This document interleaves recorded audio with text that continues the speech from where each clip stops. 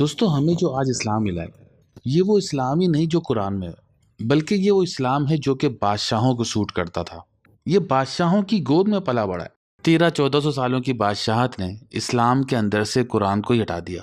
اسی وجہ سے فساد کا لفظ سنتے ہی ہمارے ذہنوں میں عوامی انقلاب آ جاتا ہے کہ جب لوگ حکومت کے خلاف سڑکوں پر آ جاتے ہیں اس کو فساد کہا جاتا ہے۔ لیکن آج ہم دیکھیں گے کہ در حقیقت فساد کا لفظ عوام کے لیے نہیں بلکہ حکمرانوں کے لیے استعمال ہوا ہے۔ فساد کرنے کے لیے پاور ہونی چاہیے، مشنری ہونی چاہیے، اقتدار ہونا چاہیے۔ عوام بیچاری کیا جانے پاور کیا ہوتی ہے، اقتدار کس چڑیا کا نام ہوتا ہے، مشنری کیا ہوتی ہے، نظام کیسے چلتا ہے۔ جیسا کہ میں بار بار کہتا آ رہا ہوں کہ قرآن کی ٹارگٹ آڈینس حکمران ہے۔ قرآن حکمرانوں کے لیے آیا ہے، یہ حکمرانی کا مینول ہے۔ قرآن خدا کی حاکمیت زمین پر قائم کرنے کے لیے آیا ہے اور یہ کام حکمران کا ہوتا ہے۔ حاکم وقت کی ذمہ داری ہوتی ہے کہ وہ قرآن کو نافذ کرے۔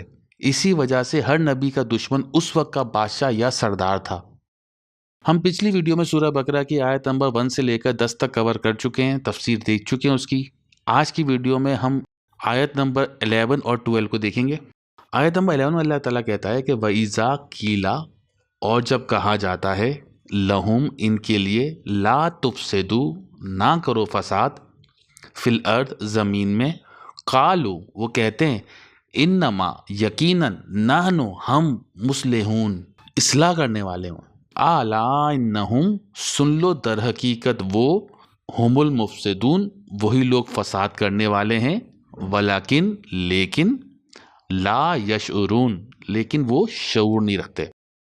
تو جب ان حکمرانوں سے کہا جاتا ہے، ارباب اختیار سے کہا جاتا ہے کہ فساد نہ پھیلاؤ زمین پر، تو یہ کہتے ہیں ہم فساد کرنے والے نہیں بلکہ اصلاح کرنے والے ہیں۔ تو یہاں فساد اور اصلاح اپوزٹ لفظوں میں آئے ہیں۔ اصلاح کا لفظ صلح سے نکلا ہے، یعنی کہ جس چیز کو جس حالت میں ہونا چاہیے وہ اسی حالت میں ہو، یا جس توازن میں کسی چیز کو ہونا چاہیے وہ اسی توازن میں رہے۔ اسی لفظ سے صالح بنا ہے، یعنی وہ لوگ جو ایمان لائے اور عمل صالح کرتے ہیں، یعنی کہ وہ عمل جس سے معاشرے میں توازن قائم ہو۔ جب کوئی ناراضگی ہونے کے بعد صلح ہوتی ہے تو اس سے مراد ہوتی ہے یہ کہ دونوں پارٹیز کی ڈیمانڈ میں توازن آ گیا، لیفٹ اور رائٹ پلڑا برابر ہو گیا۔ دونوں پارٹیز کو کچھ وہ مل گیا جو انہوں نے چاہا اور کچھ کمپرومائز دونوں پارٹیز نے کیا۔ اس طریقے سے پلڑا برابر ہو گیا اور صلح ہو گئی۔ فساد صلح کا اپوزٹ لفظ ہے، جس کے معنی ہوتے ہیں کسی چیز کو جس حالت میں ہونا چاہیے وہ اس حالت میں نہ ہو، اس کے توازن میں بگاڑ آ جائے یا اعتدال خراب ہو جائے۔ کائنات میں ہر شے اپنے اعتدال میں یا کہہ لیں توازن قائم رکھے ہوئے، کیونکہ وہ اپنی صلاحت اور تسبیح پر قائم ہے۔ یہ اس لیے بھی کہ ان کے پاس فری ول نہیں ہے، اور اسی بات کو اللہ نے قصہ آدم میں بیان کیا کہ جب اللہ نے کہا کہ میں صاحب اختیار و ارادہ مخلوق یعنی انسان پیدا کرنے لگا ہوں، تو فرشتوں نے یہی اعتراض کیا کہ کیا تو دنیا میں ایسی مخلوق پیدا کرنا چاہتا ہے جو صاحب اختیار و ارادہ ہو؟ وہ لازمی دنیا میں فساد پیدا کرے گی، یعنی وہ کسی بھی شے کو اس کی اصلی حالت میں نہیں رہنے دے گا، اور اس کا لازمی نتیجہ خون ریزی ہوگا۔ اور وہی ہوا، آدم نے یا آدمی نے یا انسان نے اپنے اختیار و ارادہ استعمال کرتے ہوئے ہمیشہ یہی کیا کہ چیزوں کو ویسا ہونا چاہیے جیسا میں چاہتا ہوں، یہ میں فیصلہ کروں گا کہ چیزوں کو کیسا ہونا چاہیے۔ میں ہوں یہاں کا کرتا دھرتا اور میں ہوں یہاں کا خدا، میں جو بولوں گا وہی ہوگا، اور یہی ہر حکمران کرتا آیا ہے اور یہی آج بھی ہو رہا ہے۔ اسی داستان کو آپ تاریخ انسانیت کہتے ہیں۔ اللہ نے انبیاء کرام کے ذریعے سے حکمرانوں کو نظام مملکت کے اصول بذریعہ وحی یا بذریعہ کتاب نازل کیے، مگر ہر حاکم بادشاہ نے اپنی مرضی قائم رکھی، جس کی بنیاد پر نظام مملکت کے مختلف گوشوں میں مختلف قسم کے فساد برپا ہوئے، جنہوں نے آخر الامر اس پوری قوم کو تباہ کر دیا۔ اور انہی گوشوں کو اقوام سابقہ کی تاریخ کی حیثیت سے قرآن نوع انسانی کو بیان کرتا ہے، تاکہ نوع انسانی سمجھ سکے کہ معاشرے میں ناہمواریاں جب پیدا کی جاتی ہیں تو انجام کیا ہوتا ہے۔ تو کیوں نہ مختصراً فساد کی وہ شکلیں دیکھ لیں جو قرآن ہمیں بیان کرتا ہے۔ سب سے پہلی شکل ہے نظام حکومت یا نظام مملکت، جہاں بنیادی سوال یہ پیدا ہوتا ہے کہ قانون وضع کرنے کا اختیار کس کے پاس ہے۔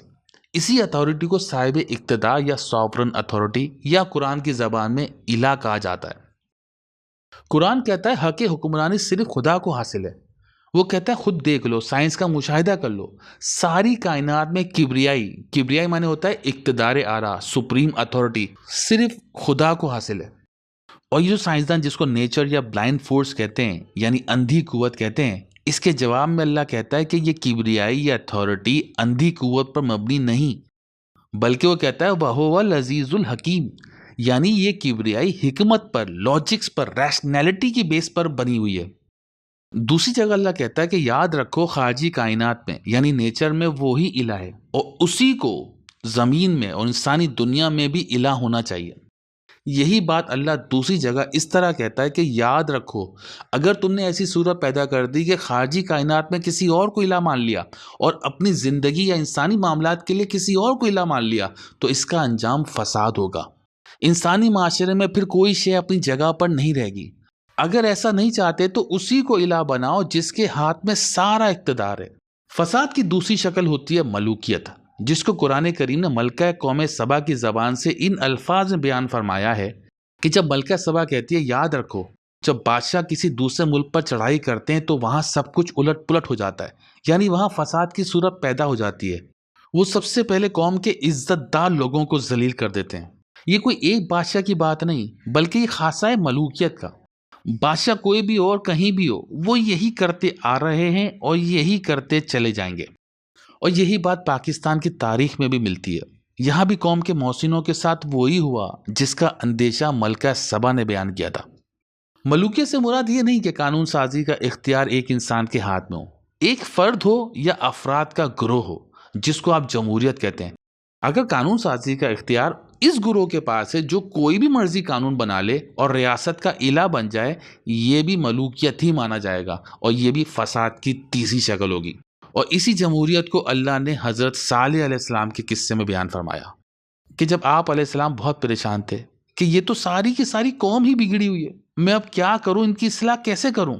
تو اللہ نے کہا تم یہ ساری قوم کی فکر چھوڑ دو، فساد کی جڑ وہ 9 ارباب اقتدار ہیں جو دارالمدینہ میں بیٹھتے ہیں، ہر شے میں بگاڑ وہی پیدا کر رہے ہیں، یہ کسی بھی چیز کو اصل حالت میں نہیں رہنے دیتے، سارے پلڑے انہی کی طرف جھک جاتے ہیں، انصاف بھی ان کی طرف، قانون بھی ان کی طرف، معیشت بھی ان کی طرف، حاکمیت بھی ان کی طرف۔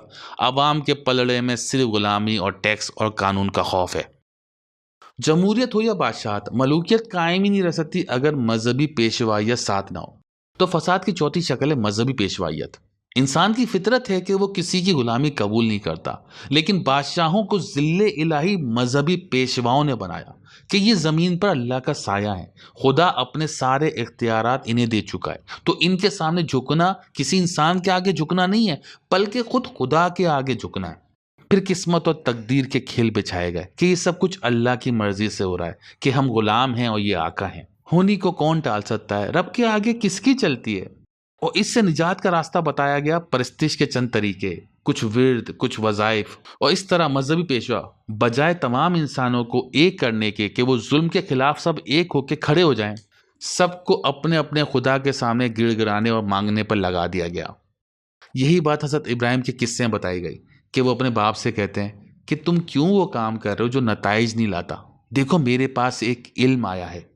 ہر نبی کے لیے اللہ نے کہا کہ ہم نے اس کو علم عطا کیا، لیکن نبی کے بعد اس نبی کے ماننے والے مذہبی پیشواؤں نے علم سے ہی بیر باندھ دیا اور مذہب کو تقدس کی چادر پہنا کر سوال کرنے پر پابندی لگا دی۔ یوں لوگ بس وہ کام کرتے رہتے جس سے کوئی فائدہ نہیں ہوتا، اور اس طرح خدا کے نام کا دھندا شروع ہو جاتا۔ اس طرح بادشاہوں نے عوام کے جسموں پہ زنجیریں ڈال دیں اور مذہبی پیشواؤں نے انسانوں کی روحوں کو قید کر دیا۔ ظالم حکمرانوں کے خلاف کھڑے ہونے کے بجائے مسجدوں میں، مندروں میں، گرجا گھروں میں رونے اور دھونے کا کام شروع ہو گیا۔ فساد کی اگلی شکل ہے معاشی نظام میں بگاڑ۔ معاشی نظام کا ایک اللہ نے اصول دے دیا، مما رزقناہم ینفقون، یعنی کہ خدا نے کائنات کو پیدا کیا تو مخلوق کی زندگی اور پرورش کے لیے سامان کا بھی انتظام کر دیا، اس کو رزق کہتے ہیں۔ اسباب رزق یا وسائل پیداوار کے متعلق یہ وضع کر دیا کہ انسان تو انسان، کوئی بھی جانور یا کوئی بھی پرندہ، کوئی بھی پودا ضروریات زندگی سے محروم نہ رہ جائے۔ یہ ہے وہ صحیح حالت جس پر نظام رزق کو قائم کرنا تھا۔ لیکن اس سے فساد کی شکل یہ ہے کہ کوئی فرد یا افراد کا کوئی گروہ ان رزق کے سرچشموں کو اپنی ملکیت میں لے لے اور پھر اس کی تقسیم اس طرح سے ہو کہ کسی کے پاس ضرورت سے کہیں زیادہ رزق ہو جائے اور کسی کے پاس اتنا بھی نہ ہو کہ وہ اپنی ضرورت پوری کر سکے۔ اس طرح لوگ یا عوام ان لوگوں کے محکوم یا غلام ہو جائیں گے جن لوگوں کے قبضے میں رزق کے سرچشمے ہیں۔ اس انداز معیشت کو آج سرمایہ داری یا کیپٹلزم کہتے ہیں۔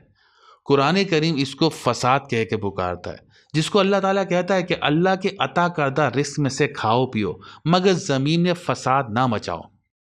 اور جیسا کہ اصول دے دیا ہے مما رزقناہم ینفقون، رزق کو ینفقون ہونا چاہیے، اس کو اپنی ملکیت میں لے کے بند نہ باندھو، فساد نہ پیدا کرو۔ قوم سمود کے قصے میں یہی بات بتائی گئی کہ حضرت صالح علیہ السلام نے اس قوم کے سرداروں سے کہا کہ یہ نعمتیں، یہ رزق کے سرچشمے خدا کے عطا کردہ ہیں، اس بنیادی حقیقت کو ہمیشہ یاد رکھو اور فساد پیدا نہ کرو۔ ان لوگوں نے آپ علیہ السلام سے کہا کہ آپ کے ذہن میں اصلاح کی کیا تجویز ہے؟ اس پر حضرت صالح علیہ السلام نے کہا کہ یہ زمین بھی خدا کی ہے اور مویشی بھی خدا کے، خدا کی اس مخلوق کو خدا کی زمین پر کھلا چھوڑ دو تاکہ ان میں سے ہر ایک پیٹ بھر کے کھائے پیے۔ لیکن وہ لوگ اپنے وعدوں پر قائم نہ رہ سکے اور ان کے معاشی فساد نے اور اس کی ناہمواریوں نے اس قوم کو تباہ کر دیا۔ فساد کی اگلی شکل ہے تجارت میں فساد۔ قوم شعیب سے یہ فساد منسلک ہے کہ وہ ناپ تول میں ڈنڈی مارتے تھے، یعنی کہ کرپشن کرتے تھے۔ حکمران، صاحب اقتدار یا حکومت کے تمام نمائندوں میں کرپشن کی بیماری تھی، جس پر حضرت شعیب علیہ السلام نے فرمایا، اے لوگوں، اپنے نظام کی بنیاد عدل و انصاف پر رکھو، ناپ تول میں ڈنڈیاں نہ مارو، اگر ایسا کرو گے تو ملک میں فساد برپا ہو جائے گا اور پورا معاشرہ تباہ ہو جائے گا۔ جیسا کہ سورہ بقرہ کی 30 آیت کی تفسیر میں ہم صلاۃ کو سمجھ چکے ہیں، اور یہی بات قصہ قوم شعیب میں بھی بڑے لطیف انداز سے بیان ہوئی ہے۔ حضرت شعیب علیہ السلام نے جب ان سے کہا کہ وہ اقامت صلاۃ چاہتے ہیں تو وہ لوگ یہ سمجھ کر راضی ہو گئے کہ حضرت شعیب علیہ السلام اپنے انداز سے کوئی پوجا پاٹ کریں گے، کوئی خدا کی پرستش کریں گے، خدا کو راضی کرنے میں لگ جائیں گے۔ یہ سوچ کر وہ رضامند ہو گئے۔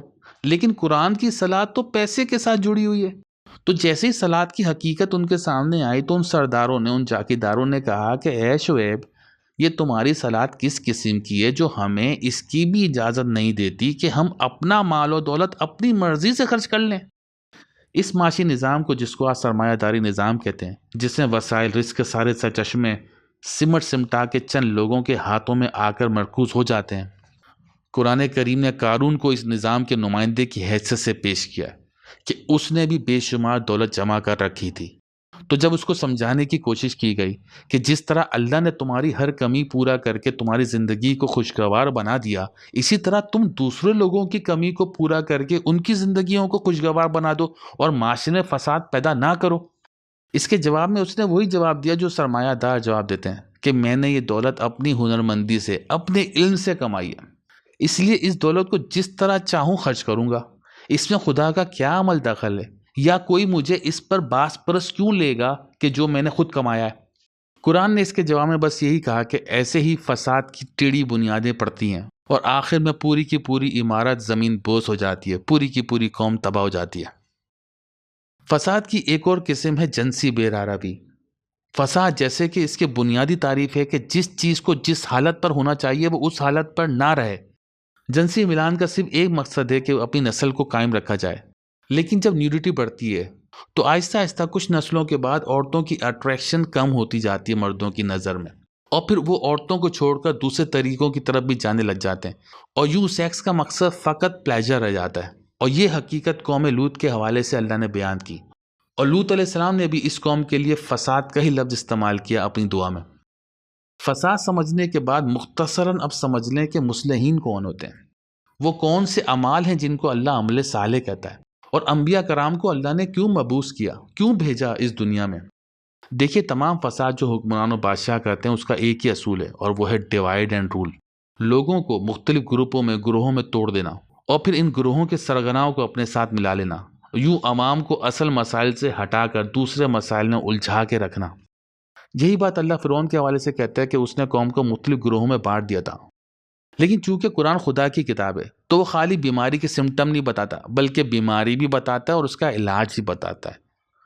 قرآن بتاتا ہے کہ انسانوں نے جب تمدنی زندگی کا آغاز کیا تو پوری انسانیت عالمگیر تھی، ایک امت واحدہ تھی، لیکن اس کے بعد انہوں نے باہمی اختلافات پیدا کر لیے اور خاندانوں اور قبیلوں میں بٹ گئے۔